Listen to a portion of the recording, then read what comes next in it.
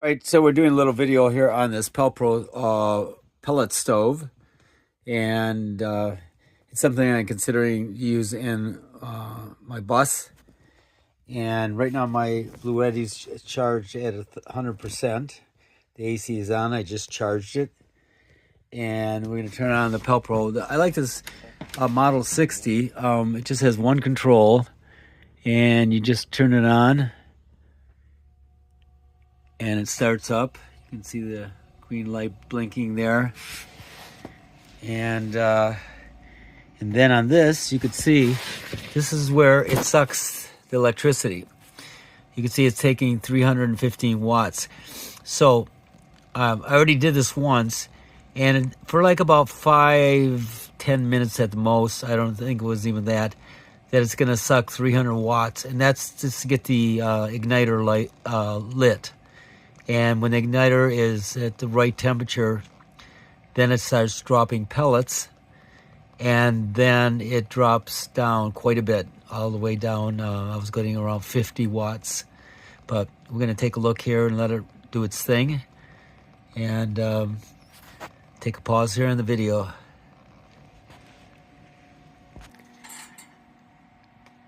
So you can hear the motor coming on and dropping pellets in there. And it's dropping pellets while the igniter is lighting up.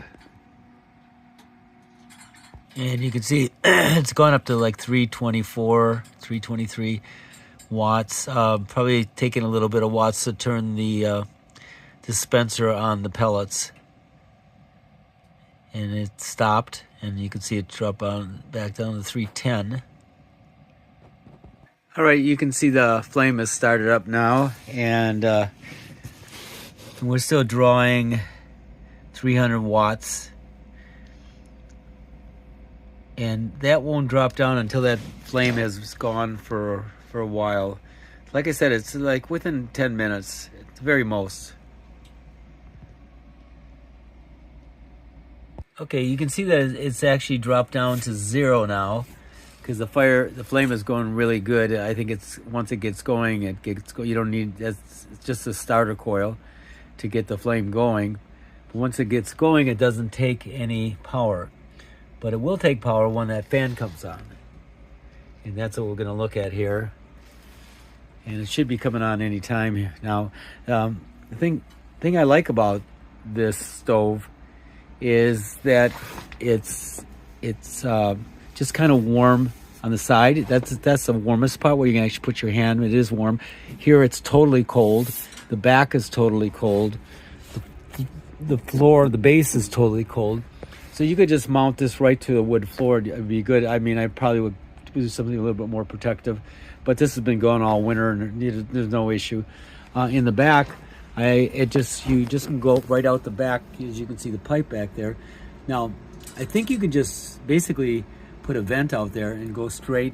I actually, on this in this motorhome, I have a pipe going all the way to the top of the motorhome, so that there's absolutely no issues. But I think with a bus, I've seen them just go straight out the side of the house. I think you'd have to check on that, but I think so. That would be a very simple installation. And then I suppose if you didn't want to cut any holes in your bus, which is kind of where I'm at, and you can always go through a window, make a thing to fit into the window there, and the vent to come up and go out. So now you can hear this thing starting up now, and let's take a look at the power. Yep, there it is. It is drawing 48 watts.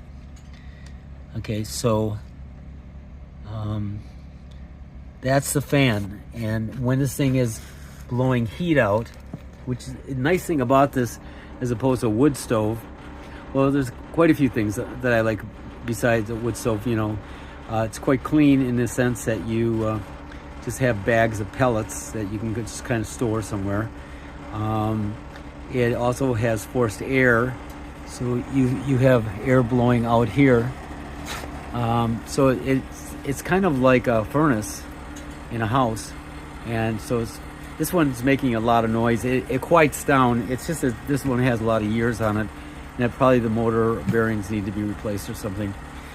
It'll make noise for a few minutes and then it's going to quiet down completely. But other than that, it's just a real quiet heating device. You can see it's already quieting down now. Yeah, it quieted down. And you can hear that's about the extent of the noise. It's very quiet. You got nice warm air blowing out. You have to clean the stove at least every couple days, just basically cleaning out the tray, vacuuming it inside.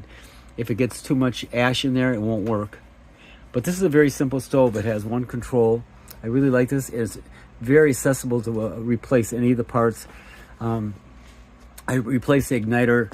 I think it was like 15 bucks, and it took me like 5 minutes to replace it. The board's really accessible. The motor, fans, everything's accessible. Really simple model, works great. Gone through a couple winters. So this is, I think, a possibility with a Skoolie, and I think it's.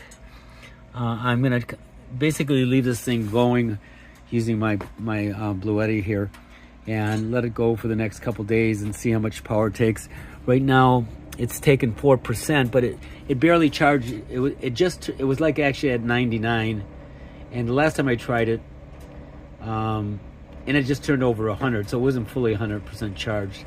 But so I think that it takes about 3% of this thing, which is like 2,200 watt hours. And again, this is pretty noisy. I think it's like firing up to another level here, really getting hot. It's just there it is, quiet down again. But a real nice, something you can put up right against the wall. There's the back is totally cold. There's no heat back there, so that you don't have to worry about. But the hottest thing is this front piece right here and this side here. I can put my hand on it without. Well, if I left it on, it would burn. But that's about the only real hot part of the stove. Even the top is cold. You put your hand right on it. And this is your fill for your pellets are in there. So it's a good option, I think. Something to consider in a Skoolie. And I'm actually thinking this might be the thing I'll put on my bus. All right, over and out. Hope that helps. And right now it's taking 48, 46. It's averaging around 50 watts, the fan. So that's what you can kind of expect when this thing is running. Kind of like my refrigerator, it takes about 60 watts. So, all right, over and out.